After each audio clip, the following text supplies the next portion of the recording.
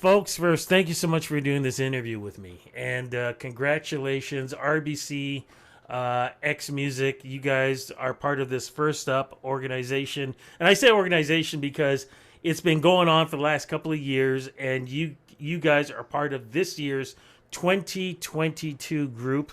And I always look at First Up with RBCx Music as a not just a launching pad, but it's also for me as a music reporter who's been doing this for years.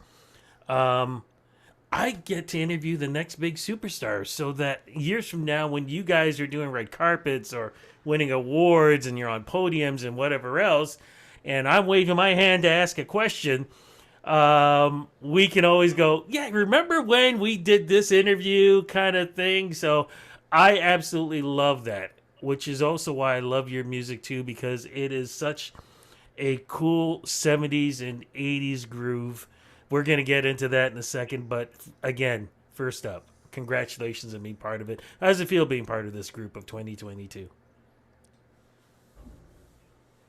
Feels great, honestly. I don't know. We're really grateful. Like, we didn't really expect to have this experience. I think we're hopeful, but getting into the program was really, I'm not so. It was. I guess it was surprising, but it was a really nice surprise. I think one of the best parts has just been meeting all the other people, other artists in the program. Even the people running the program are just fantastic and just like some of the best people ever. So I really appreciate all of them and all the work they've done so far. So yeah. Yeah, it's been amazing connecting with so many incredible artists. Like every single person. I'm not going to talk about us because that feels weird, but everyone's there for a reason, for sure. Like when we went to the retreat over the summer in Toronto and we got to meet everyone, I was just blown away. Like all of these people are crazy talented, really just strong artists with interesting perspectives. And yeah, it's really cool to be able to connect with them because of this program. So yeah. Well, let's throw it out there for folks who don't know what First Up with RBCX Music is. What is it exactly, and how did you guys become part of it? Right. So it's a program helping develop emerging artists in Canada. For us, we applied through the application process, and it's like it's just a normal application that you go through. But yeah, so you just go through that, and I don't know, it turned out so. I'm Yeah, sorry, man. I'm it's not pretty cool. laughing at you. I'm not laughing at you. I laughed at the emoji that came I know. up. I was like, I'm I It's was sorry, like, looking at the guys. emojis too. I was like, oh my god, she's so It's surprised. really dangerous that I figured out you could do that I on know. Zoom. I'm sorry, guys. I'll stop. no. It's okay. All emoji. No, keep popping up Oh the my god. emojis. You know what? That's what these interviews are supposed to be all about. It's supposed to be fun, and Sure. sorry, you were explaining again how you guys got involved, what it is, and how you guys got involved. Yeah. So again, it was us and actually our manager at the time, who was actually my dad. So we had the dadager thing going on. So he helped with the process, and he helped us go through that and apply to the program. And so we were really grateful to him for that, and then also we were really grateful to RBC for having us. So, we did apply actually back in 2020, yeah, 2020 or 2021, and it didn't work out, but then it worked out for this time. So we're just grateful. Yeah. Did we What would you miss the say? deadline the first time? Sorry. Yeah, that's right. No, no, that's I think okay. we missed sending something in. I So was it's gonna our ask fault. though, what is it that you guys got out of it that maybe you would not have got out of it if you guys were still just on your own? Right. I think Uh, yeah, um, there were a lot of really amazing opportunities that we got through the program. There's a specific show that we got in Ottawa. Um, it I'm was not. Blues Fest. It was the Blues Fest, Oh Yeah. wow. and there's like chances like that. Uh, you feel very special going to that show and getting to see like all the stuff happening backstage, the whole crew, and basically the whole thing being run was amazing. Um, there's like golf carts taking you to and from like, stages. It's just like it's nuts. And the crowd was amazing, and the stage is amazing, and so that opportunity was pretty special. Yeah, and for sure. that was a big highlight. Yeah, that was definitely one of the like most memorable things, I'd say, for us. Yeah. You know, I was gonna say, you know what's really memorable for me in meeting you guys are your music videos, and I want to get into that because I love the style that you guys do. But before we get into that, let's get to the origins of this group because if I understand correctly, I'm looking at two brothers who met this lovely young lady who knows how to put up the. Can you put up another one? Emojis. I'm dying to see. Oh, I'm so good with my emojis. If I do say so myself, it's definitely one of my Oh my stronger skills. I should find the perfect one. Hold on. Here's one that describes my essence perfectly. Yeah, That's there you go. Wow. I love that. So Yeah. how did this all come together? Like I said, you got two brothers and you got Mhm. one great young lady. How did you guys get together? Well, it all began back in my teenage years. I had played with a lot of musicians at that point, but I really wanted a serious band with musicians who were as passionate, if not more passionate about music than me, and more serious about it than me. And so I was talking with my friend and teacher, Sammy, who's now essentially my manager. And he put out this post on Facebook, just, describing who I was and talking about what I was looking for and everything. And then their dad was so connected to everything happening in music ever. Mhm. He knew everything going on.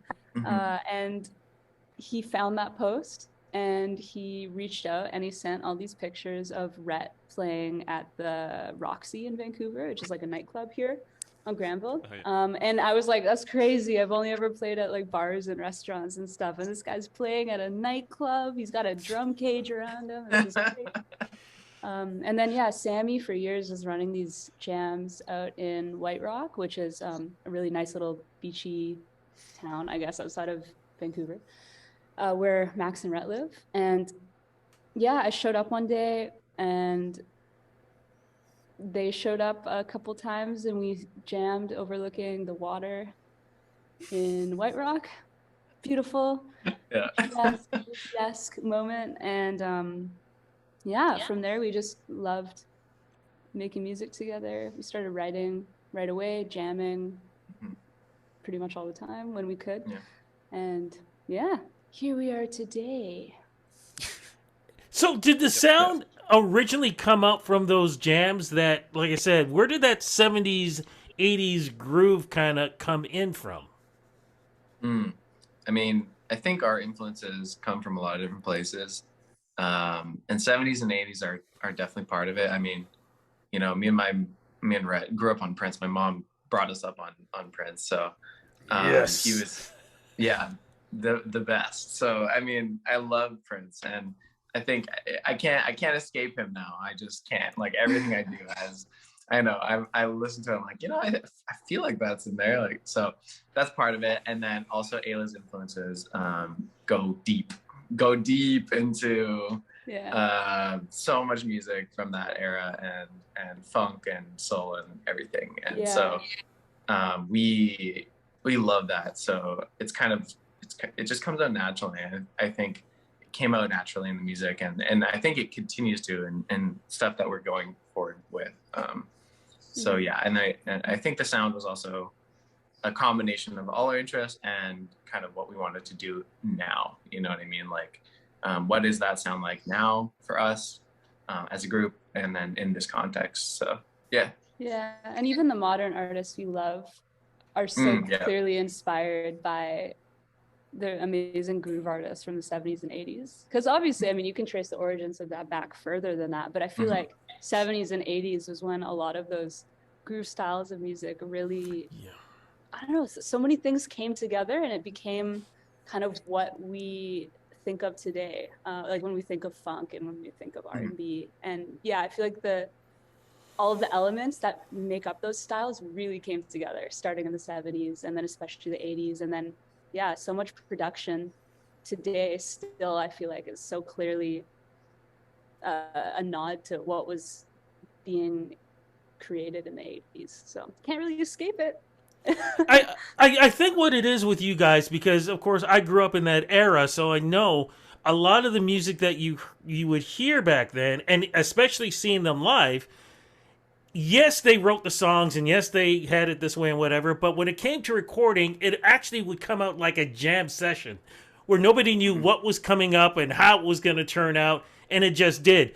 You guys seem to do that also, which is what I love. But the other thing I love what you guys do is what you do visually, because visually it really does connect with that jam session sound. How do you guys work that visualization with the videos that we see? Because like I said, it's a cool trip is what I'm trying to say for every video that I've seen so far.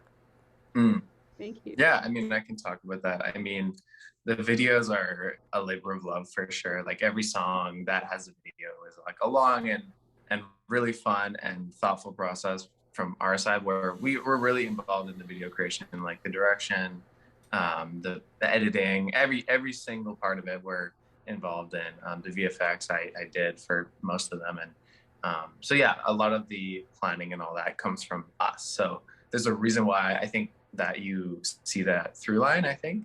And I think it is because it's all from our heads at the end of the day. So yeah. So yeah. That's people already know what I'm laughing about. Yeah, I know. How to derail the entire call. I'm sorry. Great. No, I love it. I absolutely love it. What was it like, though? Here you guys are, you're creating this really cool sound, you're doing your thing and whatever, pandemic hits. What was it like trying to do what you're doing? You're on such a roll with the pandemic happening, no shows, you can't really go out there and record. You had to figure out how to even contact each other, and thank goodness for Zoom, because I know a lot of people use that. What was it like going through that during the pandemic? Right, do you want to take it? Yeah, Oh, I'm sorry. go ahead. No, Yeah. Rhett, go ahead. I think for the pandemic, it was definitely tough. Like not having shows and not really being able to move forward in like physical aspects of the band. But after the first little bit of COVID, we started to meet like as safe as possible, and we actually just started working on TikToks. So we focused a lot on the digital presence of the band, and it actually helped us a lot. And we ended up, I don't know our exact followers now, but we For ended like up, yeah. yeah, we got a lot of growth on TikTok through COVID, and helped everything, like helped Spotify, helped everything we're working on basically. So it's Yeah. actually pretty good. Yeah. And I feel like it just gave us more time to reflect. And I think it's one of those things that applies to more than just a band. I think as people, everyone had to pause and sort of spend time sitting with themselves and thinking. But then, yeah, when it comes to the band, I think as hard as it was to sort of stop the momentum we had going on, in a way, the blessing of that was moving forward. We have a much stronger idea of who we are as a band, what we want to do, how we want to do it. And I think we're going to do it the right way for us moving forward, because we had that time to stop and reflect. And yeah. Totally. I agree. So does that mean right now as we speak, there's new music for us? It's on the way. It's being definitely crafted. on the way. Yeah, it's definitely on the way. I don't want to say too much, but yes. Yes, I mean, you can. I think Yes, you can. Okay. You can say as much as you want. Yes, we are making new stuff, and I think we want it to be even more in that vein of what you're mentioning, like what the identity of the band is, like what you got. And I want that. We want all that to come through stronger than it did before, and just really, really like nail down who is Ludic and exactly what we can put out into the world and stuff. So yeah. In the meantime, though, is there a single right now that we can check out, or music that we can check out right now? We just put out, so in April of this year, we just put out our EP, Grown, which is a bunch of songs. I think it's 8 songs. It's not really an EP, but I don't know. It's an EP to me. So yeah, a bunch of songs that we're super proud of. And yeah, you can go check that out. And it came out. Yeah, it's great. Fantastic. What about tour-wise? What's going to happen with you guys? Any chance that you guys can fly from Vancouver to Toronto, or at least in this part of Ontario? It's possible. Yeah, There is a definitely possible. chance. Yeah, I Yeah, mean, I for sure. think we're still figuring all that out. I'm sure we are gonna do that eventually because we definitely want to tour as a band and play in more places, and we'll keep you all posted. Yep. All right. Well, look, as we're wrapping this up, because of when we're recording this interview, we're just, what, 2 weeks away from Halloween. So I'm going to get each of you. What were your favorite Halloween costumes growing up and why? Can you describe it? I think one that really sticks in my mind was my mom used to always make our costumes, like Max and I's costumes from scratch. Wow. And there's this one year where she made us we were bald eagles, and I think that one always sticks in my mind.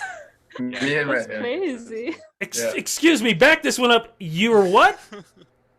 Bald eagles? It was like when we were really young, so but that was a fun one. That one I remember. Wait, you just can't say you were. Wait.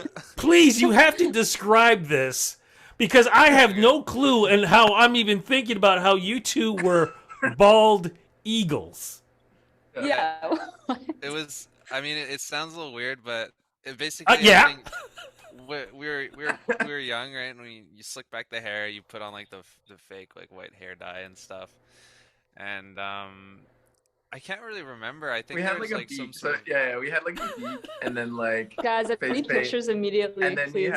we had like a feathered like thing, like coat or whatever and stuff. So it's just, you know, it's just emulating an eagle. It's like theater. It's like you like a little theater costume. That's what it's like. Yeah. That's You pretty guys cool. got to post this. I need to have- see this. There's We probably have the pictures costume somewhere. still Please, somewhere. I'm begging you. Yeah. Okay. All right, Sounds- Max. What was your favorite? Was that your favorite too? I mean, I do like that one, but again, like I don't know how my mom did it, but she always made costumes for us until we're like, I don't know, 10 or something. But yeah, I was like, if you know Legend of Zelda, Link from that, the protagonist, as you play as that character, I was him. I really love that one. It's again sticks in my mind. I don't know how my mom did it. She made it like really accurate to the game too. I don't know. She's like a cosplay master apparently. Maybe that's my calling I missed. So. Yeah. I actually would have thought that you would have said that you went out as Prince. Maybe I should have. I don't know. Did you go out as Prince? No, I didn't. But maybe that's a good idea. Maybe I should do that. Maybe next year. There's still time. There's still know. time. Okay, It's true. we got the queen here. I gotta know what you dressed up as. Okay, so I don't know. I mean, I know it's a little weird when people describe themselves as goofy, but like, come on, guys, we know like that's just. They were bald eagles. Come on. I'm on the Wait, eccentric exactly. side of things, and I feel like Halloween, I was like, oh, I'm gonna do something really goofy, guys. I think there was one year I had like so stupid, a banana suit. So I kind of, you know the peanut butter jelly time guy. I think I did something around that. Oh no! Actually, my favorite costume ever. This was when I was in high school. I bought a bunch of Jake Paul Team 10 merch, and I just showed up in that. That's pretty good. That's a And everyone's statement. like, "This is the worst costume I've ever seen." I'm like, "I know," and that's why I did it. And hey. Yeah, Oh. that's cool. Oh my goodness! It goes. I was a pirate. Okay, when I was a kid, so this goes way from what you guys are doing now. But here's the thing: you guys are still showing such great respect for old school music and bringing it out in today's sound. So I applaud you guys on that. When do we think that this new album or EP or new music is going to be coming out? Do we have any timeline? Tomorrow. Yeah, tomorrow. It's coming out tomorrow. No. I don't know. That's the thing. We're still very early on, and so Okay. I can't really say. And it will depend on how long we want to take and how much time we need and all that. So I don't know. Yeah. When it's ready is what I I would say. think But the beauty of where we are right now as a band is we're kind of in no rush. We're just Mhm. enjoying the process, trying to get back in touch with Mhm. what we love about music and what we love about playing together as a band. And we're just gonna ride that. Yeah. See what happens. I love it. I definitely will say sometime next year. Yeah.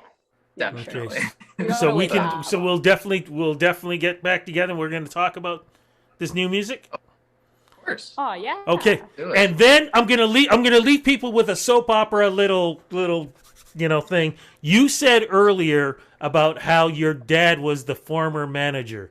I want to talk about what happened there because I want to leave a little spice for everybody going, wait a minute, this is family. What's going on here? We got new music. This sounds like this is going to be a lot of fun to talk to you guys about what's happened in the past and what's going on in the future. I'm so looking forward to this.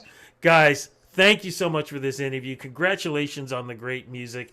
And keep doing what you're doing because this is why Canadian music moves up in ranking and why people love what we're doing. It's because of what you three are doing right now. Congratulations. Thank you so much.